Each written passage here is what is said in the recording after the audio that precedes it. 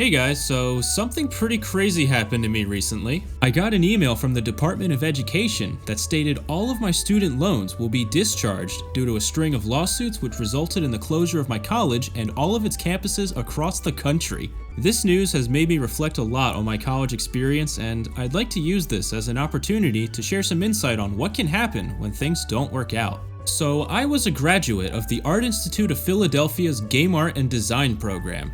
And the game you're seeing on screen now is actually my final project. It's called The Way of Cinnamon, and I made it with a group of classmates between 2017 and 2018.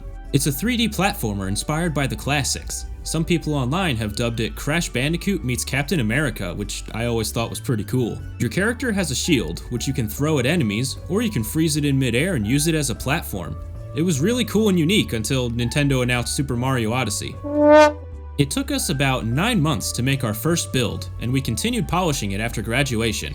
The game is now available for free on Steam if you want to check it out. During my time at AI, I worked my ass off. I was a straight A student, received numerous Best of Quarter awards, received the Best Portfolio award at graduation, and I was also the valedictorian of my graduating class. And yet, I've never had a job in the video games industry. Now, there were a lot of reasons for why this was the case, and we'll touch on those in a bit, but a big determining factor was the school I chose. When it comes to universities, I think the most critical thing is the school's ability to help you secure a job after graduating. Some might argue this doesn't matter so long as you gain the required skills, but honestly, if I'm spending $100,000 and investing 4 years of my life into studying at that institution, I expect to be able to find a job. And if the school is unable to help with that, they should be avoided at all costs. Now, I think this is unfortunately a common problem with a lot of colleges. They exploit naive, starry-eyed high school graduates and coerce them into making a massive decision that will likely affect them for the rest of their lives. And then after graduating, the schools fail to deliver on their promises and turn their backs on the very students who are now indebted to them. Luckily for me though, the school I went to touted a 3-month job placement assistance program for graduates as a core reason to enroll. So clearly I was set, right? Well, little did I know, this was a decision that would haunt me for years.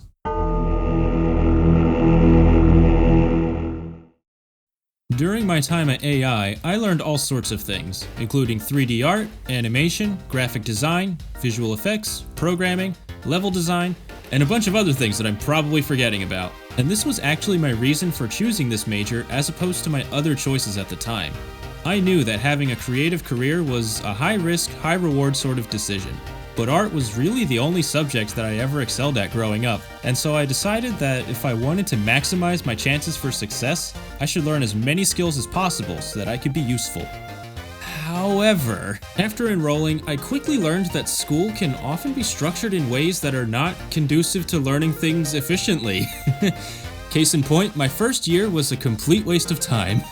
All the classes I actually wanted to take, like 3D modeling, animation, and level design, were locked behind general education courses. Some of them kinda made sense, like needing to take a figure drawing class or a sculpting class before learning how to use ZBrush. But why did I need to take trigonometry? I went to art school to get away from math, damn it! On top of that, once I finally did get into the core classes, I felt like I was learning at an incredibly slow pace. Courses were structured into weekly 4-hour classes, and this continued for 11 weeks, meaning the content was painstakingly dragged out to fit that time frame. You do not need 11 weeks to gain a basic understanding of Photoshop. To be honest, with all the YouTube tutorials and online courses we have nowadays, I think you could teach yourself all these skills far quicker than any institution could. In fact, my digital artwork really didn't start to improve until after I graduated and began learning on my own. But if you're someone who needs that kind of structure to get things done or just prefers to have in-person mentors, there's definitely value to be had there for sure. It just might not be worth $100,000. You also have to worry about the quality of instructors. While I did have some truly amazing and knowledgeable professors, the vast majority either hated their jobs and didn't want to be there, or just had zero experience in the subjects they were being made to teach. I remember we had one teacher with a background in web design leading a project management class, and he didn't actually teach us anything. No lectures, no explanations, nothing. Instead, he sat in the back of the room every class and insisted that we complete a finished game in 11 weeks. His idea was that this project alone would teach us everything we could possibly need to know about project management. However, my team was already working on The Way of Cinnamon, and the idea of building another game just for this one class was pretty ridiculous. Everyone in the class knew this course was total bullshit, and some groups just bought their final projects on the Unity Asset Store and submitted it, and the teacher was totally clueless and gave them A's for it. My group, on the other hand, we did something a little more creative. Ladies and gentlemen, allow me to introduce you to Bubble Zone, which is a third-person experience unlike any other involving a character trapped inside of a bubble. This was a prototype that we threw together in a few days using old assets from other classes, and the game featured four staggeringly beautiful environments: Walking Wind, Wild Water World with Water, Space Scorpion, and Lurking Lava. So we slapped this together in our first week and then used the rest of our class time to secretly work on The Way of Cinnamon. When the instructor would walk by to look at our screens, we would just minimize the project and pull up Bubble Zone and pretend we were hard at work. And you know what happened? We presented it with straight faces to the class, and the teacher was so impressed, we ended up winning an award for it. Hell yeah, we managed the shit out of that project. By this time, graduation was on the horizon, and we were getting ready to conquer the games industry. But sometimes, life has other plans. A few weeks before graduation, my teammates and I finally finished the first build of our game, and it was a blast. I learned a lot from working with these guys, and it was genuinely the best experience I had during my time at the school. We held a launch party for the game and set up a room for people to come in and playtest. It was great. Our professor even gifted us this award, which I still have. I was also putting the finishing touches on my 3D art portfolio, which I would send off to employers. Here's what I had at the time. Oh god, I don't want to look at this again. Like I said before, this was considered the best portfolio in the school, and I graduated at the top of my class. I did not deserve this. This really isn't impressive at all, and it gave me a massive amount of unfounded, false confidence. I believed I deserved a job in the industry as an artist, and every studio in the country rightfully disagreed. The industry was also becoming increasingly unstable at the time, in a trend that still continues to this day, and so I also just had some bad luck finding jobs. In one instance, I had a connection with someone at Telltale Games and was on my way to securing an internship with them, only to find out a few weeks later that the company was shutting down and I never heard from that person again. It was around this time that the Philadelphia campus announced it was closing, citing financial troubles, low enrollment, and increased costs as the core reasons for closing. I knew some of the upcoming graduates at the time, and their choices were to either relocate to another AI campus, switch to a different school where their credits may or may not transfer, or just give up. And for the ones who did relocate, it was still only a matter of time before their next campus would also be shut down. There were a series of legal proceedings and investigations that followed, and the Department of Education ultimately determined that the Art Institutes made pervasive, widespread misrepresentations and violated consumer protection laws. Students were led to believe that graduating from AI would lead to well-paid in-field employment when the Art Institute's own data did not support those claims. And on top of that, remember the 3-month job placement assistance that the school was so enthusiastic about? Well, as it turns out, the Art Institutes exaggerated its relationship with employers and even had a negative reputation in the industry. Companies generally did not want to hire Art Institute graduates, and former employees also described that graduates did not have access to ongoing career services after leaving the school.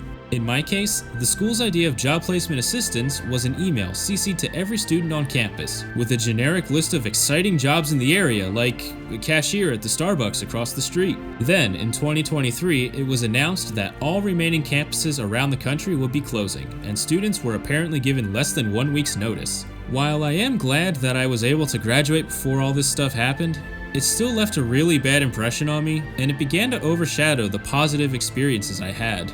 After graduating and struggling for years on end, improving my portfolio in hopes of getting a foot in the door and being rejected by every company, I began to feel like this field probably just wasn't for me. I started to have an identity crisis and developed a toxic relationship with my artwork, where I was essentially creating things and trying to get a job purely out of spite. I also just felt guilty every time I'd start a new project. Doing art takes a lot of time, and that's time I could have spent learning useful skills and finding stable ways to earn money. Eventually, I realized my heart just wasn't in it anymore.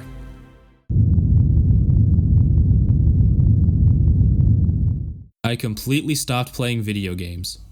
And I also stopped making artwork. I didn't want to see any of it. I was ashamed of who I was. It really was not a good time. I was bitter and mad at the world, and moving on was a real struggle. In life, you have pillars that hold you up.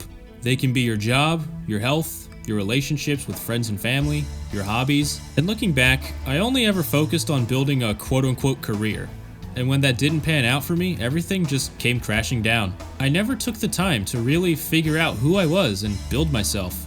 To this day, I still don't know why I wanted to work in the video games industry. Aside from the fact that it sounded fun and I was 18 and felt pressured to pick something because going to college was really the only socially acceptable choice for clueless high school graduates to make at the time. And that was a big problem. So in the years following graduation, I spent all of my time focusing on personal growth and rebuilding myself.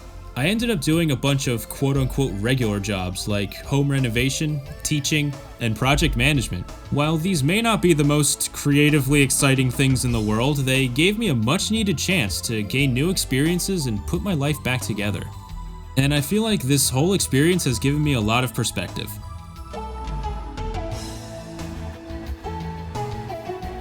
I now realize that I wasn't ready for my dream job.